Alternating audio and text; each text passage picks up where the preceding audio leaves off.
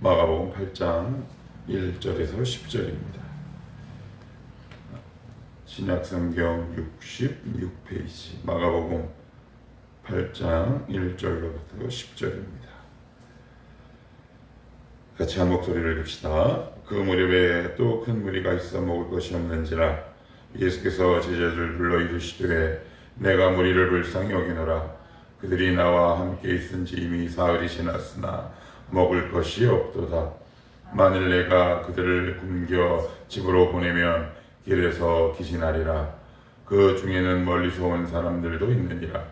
제자들이 대답하되 이 광야 어디서 떡을 얻어 이 사람들로 배부르게 할 수 있으리까? 예수께서 물으시되 너희에게 떡 몇 개나 있느냐? 이르되 7 유로소이다 하거늘 예수께서 무리를 명하여 땅에 앉게 하시고 떡 7개를 가지사 축사하시고 떼어 제자들에게 주어 나누어 주게 하시니 제자들이 무리에게 나누어 주더라. 또 작은 생선 2마리가 있는지라. 이에 축복하시고 명하사 이것도 나누어 주게 하시니 배불리 먹고 남은 조각 7광주리를 거두었으며 사람은 약 4,000명이었더라. 예수께서 그들을 흩어보내시고 곧 제자들과 함께 배에 오르사 달마누다 지방으로 가시니라. 아멘. 교회 안에서 많이 사용되는 단어 가운데 은혜라는 것이 있습니다. 은혜를 받았다, 은혜를 못 받았다. 나는 하나님의 은혜가 되게 넘치는 인생이다. 오늘 설교에 은혜를 받았다. 아니면 오늘 기도회 때 은혜가 참 되었다. 이런저런 모양으로 은혜를 강조하고 언급을 많이 합니다. 그러나 진짜 은혜는 자기 자신이 어떠한 존재인가 하나님의 시각으로 볼 줄 아는 시선이지. 사람들은 불쌍해지기 싫어합니다. 사실 따지고 보면 우리가 돈을 그렇게 악착같이 모으는 것도 남들 눈에 보기에 불쌍해지기 싫어서 그렇습니다. 좋은 학교를 가려고 하는 것도 불쌍해지기 싫어서 그렇습니다. 좀 더 넓은 평수와 그럴듯한 인테리어를 꾸미는 이유도 불쌍해지기 싫어서 그렇습니다. 비단 일상에서만 그렇지 않습니다. 목회자인 저도 어떻게 보면 제 마음 한켠에 이런 생각이 있는지 모릅니다. 남들 눈에 불쌍해지기 싫습니다. 구차하게 보이기 싫은 것이 인간 본연의 마음인 동시에 본능이지요. 우리는 이 불쌍해지는 것을 정말 싫어합니다. 자존심 상하지요. 마음 아프고 때로는 상처가 생기는 일일지 모릅니다. 그러나 성경은 우리의 생각과 바람과 달리 이 긍휼과 불쌍히 여기는 것에 대해서 오늘 본문은 이렇게 말씀합니다. 2절을 보시면 내가 무리를 불쌍히 여긴다라고 얘기합니다. 우리는 다 불쌍합니다. 믿음도 별로 없고요. 하나님을 그닥 사랑하는 것 같지도 않고요. 그리고 기도를 그렇게 열심히 하는 것 같지도 않습니다. 부족함 투성이죠.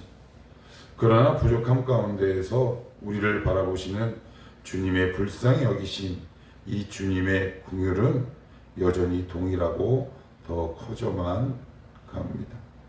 우리가 삶을 살다가 보면 이 하나님의 긍휼을 놓칠 때가 있습니다.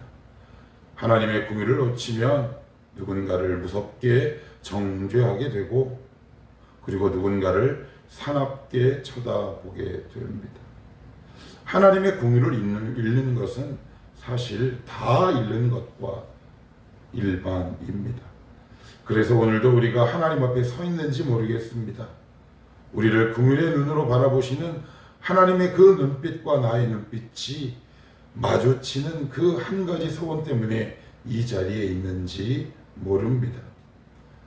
우리가 기억해야 할 것이 있습니다. 사람의 긍휼은 동정으로 끝나죠. 우리가 하는 이 긍휼의 마음은 딱 여기까지입니다. 사흘이 지났으나 먹을 것이 없도다. 끝. 누군가를 바라보는 긍휼도 그 동정에 지나지 않습니다. 그러나 하나님이 우리를 바라보시는 이 긍휼은 동정이 아니라 행동으로 이어지죠. 구체적인 역사로 이어집니다. 그래서 우리가 하나님의 긍휼 앞에 서야 하는 이유가 여기 있습니다. 3절에 우리 주님은 이렇게 말씀하시죠. 만일 내가 그들을 굶겨 집으로 보내면 길에서 기진하리라. 그 중에는 멀리서 온 사람들도 있느니라. 그 모든 사람들을 향해서 애민과 긍휼의 마음을 품기 시작합니다. 행동으로 옮기기 시작하시죠. 그러나 여기서 우리가 조금 더 주목해야 할 상황이 있습니다. 4절을 보면 제자들이 대답하되 이 광야라는 말씀이 등장합니다. 왜 우리 주님은 이 광야에서 700여의 기적을 행하실까요? 왜 이 광야까지 그들을 데리고 오셨을까요? 그것은 바로 이 광야가 우리 인간의 한계가 드러나기 때문에 그렇습니다. 이 광야에 설 때 비로소 하나님의 긍휼이 절실하기 때문에 그렇습니다. 화려한 도시의 불빛, 얼마든지 먹고 살 만한 나의 생계, 부족함이 없는 생활 속에서는 하나님의 긍휼의 눈빛을 느끼거나 체험하기가 불가능합니다. 그래서 주님은 우리를 광야로 데리고 가십니다. 거기서 우리의 연약함이, 거기서 우리의 한계가, 거기서 우리의 죄성이 비로소 드러나고 수면 위로 발휘되기 때문에 그렇습니다. 주님의 긍휼을 경험할 시간입니다. 광야는 부족의 시간이 아니라 주님의 긍휼을 체험하고 경험하는 시간입니다. 거기에서 우리는 주님을 바라보게 되고 주님의 행동 하나하나에 주목하기 시작합니다. 그 전에는 내가 어떻게 움직였는지가 중요하고 내가 어떻게 살아냈는지가 중요한 반면 광야에서는 주님의 일거수일투족에 우리의 모든 관심과 마음이 주님을 향하기 때문에 그렇습니다. 광야에 우리가 서 있다면 주님의 긍휼을 경험할 시간입니다. 두려워하지도 말아야 할 시간이 바로 광야의 시간입니다. 이런 모든 부족을 제자들은 이렇게 표현합니다. 5절부터 7절까지 제가 보겠습니다. 주님이 5절에 제자들에게 이렇게 묻습니다. 예수께서 물으시되 너에게 떡 몇 개나 있느냐 이르되 7이로소이다 하거늘 예수께서 무리를 명하여 땅에 앉게 하시고 떡 7개를 가지사 축사하시고 떼어 제자들에게 주어 나누어 주게 하시니 제자들이 무리에게 나누어 주더라. 또 작은 생선 2마리가 있는지라 이에 축복하시고 명하사 이것도 나누어 주게 하시니 이렇게 말씀은 증거합니다. 우리 눈에 보기에는 부족함 투성입니다. 우리가 보기에는 연약함 투성이지. 우리 눈에는 모든 것이 불가능합니다. 제자들도 오늘도 이렇게 얘기합니다. 주님 이것 갖고 어떻게 할 수 있겠습니까? 그러나 성경은 그렇게 이야기하지 않습니다. 너희의 부족이 문제가 아니라 너희의 부족을 나에게 가지고 오지 않는 것이 바로 문제의 근원이다 라고 성경은 말씀하고 있습니다. 저를 비롯한 다수의 인간들, 아니 대부분의 영혼들은 자기에게 있는 부족에 관심과 때로는 연민의 상태로 빠져들게 되죠. 이 부족에 나의 모든 관심을 두게 마련입니다.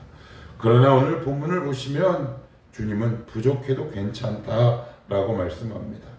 오히려 이 부족이 또 다른 하나님의 은혜를 경험하는 충만의 세계로 우리를 인도하기 때문에 그렇습니다. 우리는 늘 먹거리의 부족 가운데 빠집니다. 때로는 광야의 한복판에 서 있게 되지요. 광야에서만 비로소 들리는 하나님의 광채와 하나님의 음성과 말씀이 있습니다. 내가 지금 주님의 말씀과 음성이 들리지 않는다면 그것은 내 주변을 둘러싼 모든 환경이 광야가 아니라 화려한 도시의 불빛 가운데 있기 때문에 그렇습니다.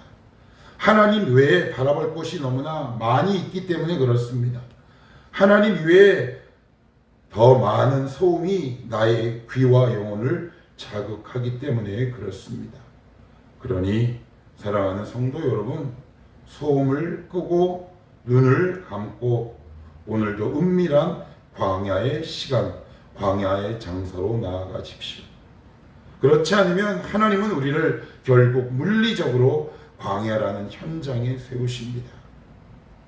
굳이 꼭 그렇게 물리적으로 광야에 서야 할 이유는 없지 않겠습니까? 주님은 광야를 통해 비로소 당신의 깊은 은혜와 채우심을 우리에게 나타내십니다. 그들을 먹이시고 그들을 만족하게 하십니다. 오늘 본문에 보면 이런 표현이 나옵니다. 7절, 6절입니다. 축사입니다. 축사. 축복하고 감사했다라고 얘기합니다.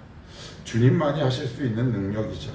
부족함 가운데 채우실 하나님을 보며 감사의 입술의 열매를 올려드렸습니다.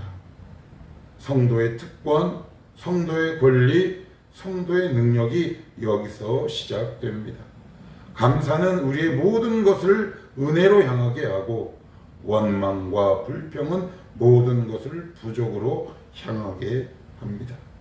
이 기적을 통해 예수님은 모든 사람들을 충분히 먹이시고 드디어 마지막에 이렇게 본문은 마무리합니다. 10절을 제가 보겠습니다. 곧 제자들과 함께 배에 오르사 달마누다 지방으로 가시니라. 10절을 보시면 곧입니다.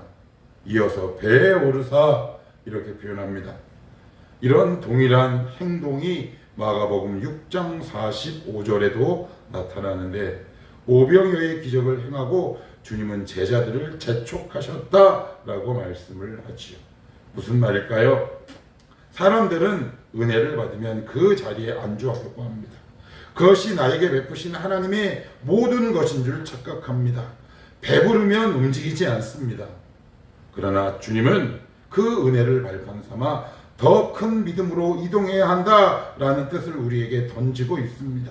얘들아, 내가 단순히 너희들의 부족을 채우는 그런 구원자로 머물게 되기를 원치 않는다. 그러니 이 7병이어의 기적을 발판으로, 이 5병이어의 기적을 발판으로 더 큰 믿음의 세계로 항해하라 라는 것이 바로 10절이 우리에게 던지고 있는 메시지입니다. 주님은 우리의 신앙이 성숙하기를 원하고 우리의 신앙이 성장하기를 원하십니다.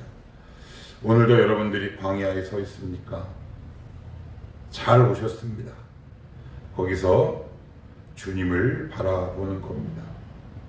화려한 불빛과 우리의 귀를 굉음하게 울리는 다양한 소음을 잠시 차단하시고 오직 주님만이 주실 수 있는 그 생명의 양식과 주님의 말씀과 음성에 귀 기울음으로 오늘도 이 문제를 어떻게 해결하시는지 저와 여러분이 생생하게 목격하게 되기를 축복합니다. 기도합시다.